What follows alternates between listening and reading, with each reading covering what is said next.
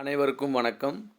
நம்மளுடைய modern survey இன் Tamil YouTube சேனலில் வேலைவாய்ப்புகள் பற்றியான பதிவுகளை பார்த்துட்டு வரும் பொழுது, தற்போது வெளியான ஒரு மிக முக்கியமான பொறியியலுக்கான வேலைவாய்ப்பு என்ன அப்படின்னா, அண்ணா யூனிவர்சிட்டி கேம்பஸில் உள்ள இன்ஜினியரிங் காலேஜ்களுக்கு உண்டான வேலைவாய்ப்புக்கான அறிவிக்கை வெளியாக இருக்குது. அசிஸ்டன்ட் ப்ரொஃபஸருக்கான அறிவிப்பு வெளியாக இருக்குது நம்மளுடைய இன்ஜினியரிங் அண்ட் டெக்னாலஜி பிரிவில்.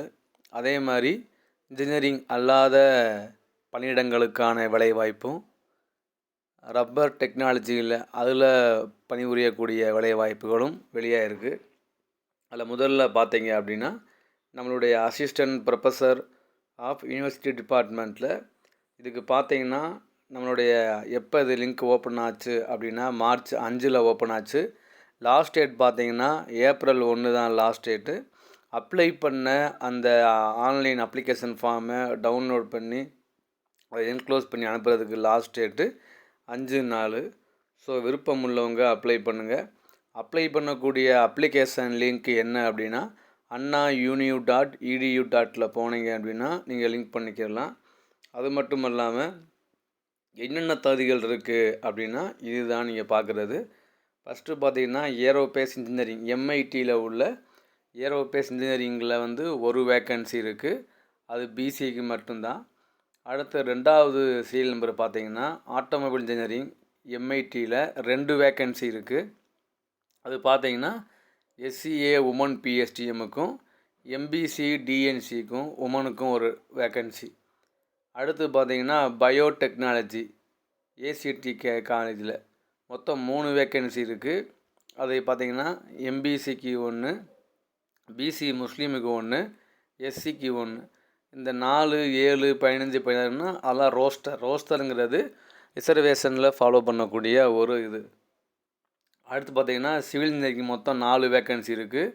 எஸ்சி பிஎஸ்டிஎம்முக்கு ஒரு வேக்கன்சி, எம்பிசி டிஎன்சிக்கு உமன்ஸுக்கு ஒரு வேக்கன்சி, அப்புறம் ஜென்ரல் அண்ட் டிஃப்ரெண்ட்லி ஏபிள்டுக்கு ஒரு வேக்கன்சி, அப்புறம் எஸ்சி உமனுக்கு ஒரு வேக்கன்சி. அடுத்து பார்த்திங்கன்னா 5வது கலாம் கம்ப்யூட்டிங் சென்டர் எம்ஐடியில் ஒரு வேக்கன்சி இருக்குது. அடுத்து கம்ப்யூட்டர் டெக்னாலஜி எம்ஐடியில் ஒரு வேக்கன்சி, அது எஸ்சிஏ உமன் பிஎஸ்டிஎம்முக்கு. அடுத்து கம்ப்யூட்டர் சயின்ஸ் அண்ட் இன்ஜினியரிங் டிபார்ட்மெண்ட்டில் 2 வேக்கன்சி இருக்குது. ஒன்று எம்பிசிக்கு, ஒன்று பிசிக்கு. அடுத்து நம்ம எலக்ட்ரானிக்ஸ் இன்ஜினியரிங் எம்ஐடி கேம்பஸில் 2 வேக்கன்சி இருக்குது. ஒன்று பிசி உமனுக்கு, இன்னொன்று பார்த்தீங்கன்னா ஜென்ரல் டேனுக்கு. அடுத்து ஃபுட் டெக்னாலஜி இருக்குது, அது ஒரே ஒரு வேக்கன்சி, அது ஜென்ரலில். அடுத்து இன்ஃபர்மேஷன் டெக்னாலஜி இருக்குது, ஒரே ஒரு வேக்கன்சி, அதுக்கும் ஜென்ரலில். அடுத்து information science and technology 2 vacancy இருக்குது. அது ஒன்று எஸ்சிஏ உமன் பிஎஸ்டிஎம்முக்கு, இன்னொன்று எம்பிசி டிஎன்சிக்கு.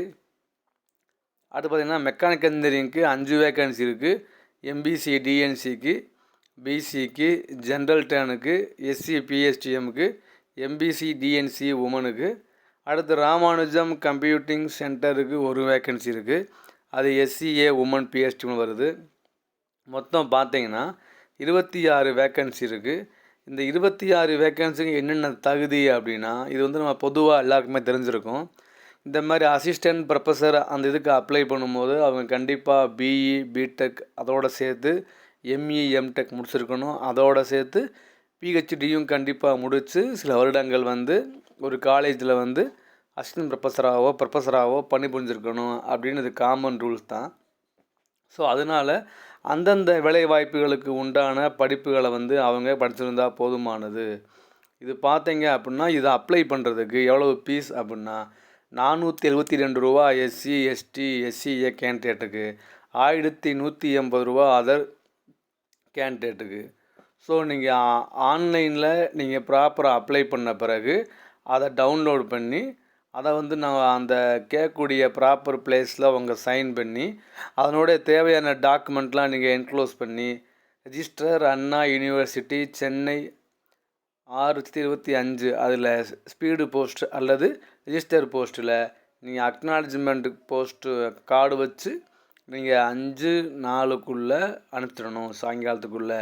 அப்படி அப்ளை பண்ணும்போது அந்த அப்ளிகேஷன் கவரில் எந்த போஸ்ட்டுக்கு நீங்கள் அப்ளை பண்ணுறீங்கிறத காட்டுறதுக்காக application for the post of assistant professor இந்த டிபார்ட்மெண்ட்ஸ் அப்படின்னு போட்டு நீங்கள் அது என்ன சென்டர் அப்படின்னு எழுதிடணும்.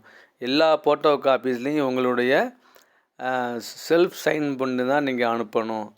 அனுப்புனது மட்டும் இல்லாமல் அந்த ஸ்கேனடு காப்பியை இந்த மெயிலுக்கும் நம்ம வந்து அனுப்பிச்சிடணும் அப்படின்னு வந்து அவங்க சொல்லியிருக்காங்க. ஸோ இதுதான் வந்து இவங்களுடைய இது. வேறு எந்த விதமான இதுவும் கிடையாது.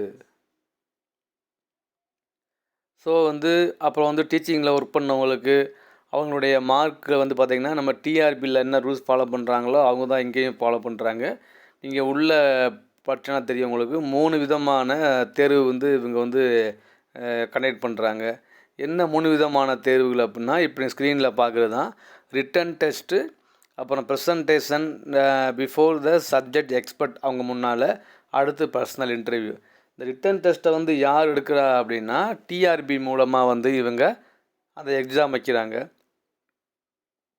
அப்புறம் வந்து நம்ம எந்த இதை நம்ம அப்ளை பண்ணுறோமோ அந்த சப்ஜெக்டில் உள்ள எக்ஸ்பர்ட் முன்னால் நம்ம வந்து டீச் பண்ணணும். தென் அடுத்து என்ன அப்படின்னா இன்டர்வியூ வந்து நம்ம அண்ணா யூனிவர்சிட்டியில் ஒரு செலெக்ஷன் கமிட்டி இருக்குது. ஏற்கனவே நம்ம இதை பற்றி ஒரு வீடியோ போட்டிருக்கோம். ஸோ அவங்க முன்னால் தான் இந்த இது இன்டர்வியூ வைப்பாங்க. அது எவ்வளோ மார்க் வாங்கணும், எவ்வளோ லிஸ்ட்டில் கூப்பிடுவாங்க அப்படிங்கிறதெல்லாம் இங்கே போட்டிருப்பாங்க. 1:5 கூப்பிடுவாங்க. அவங்க வந்து எப்படி மார்க் வந்து அவங்க கால்குலேட் பண்ணுவாங்க அப்படின்னு போட்டிருக்காங்க. ஸோ வந்து பார்த்தீங்க அப்படின்னா இது ப்ராப்பராக நடக்கும். ரிட்டன் டெஸ்ட்டு, இன்டர்வியூ எல்லாமே ப்ராப்பராக நடக்கும். அப்ளை பண்ண பிறகு மற்றெல்லாம் வந்து அவங்க ப்ராப்பராக அவங்களுக்கு இன்ஃபார்ம் பண்ணுவாங்க. ஸோ இது எந்த மாதிரி உள்ளவங்க அப்ளை பண்ணலாம் அப்படின்னா நம்ம சொன்ன மாதிரி 10th +2 அப்புறம் பிஇ அல்லது 10th டிப்ளமோ அல்லது பிஇ இல்லை 10th +2 அப்புறம் வந்து ஏதாவது ஒரு டிப்ளமோ அப்புறம் பிஇ இந்த மாதிரி இன்ஜினியரிங் படிச்சிருக்கணும்.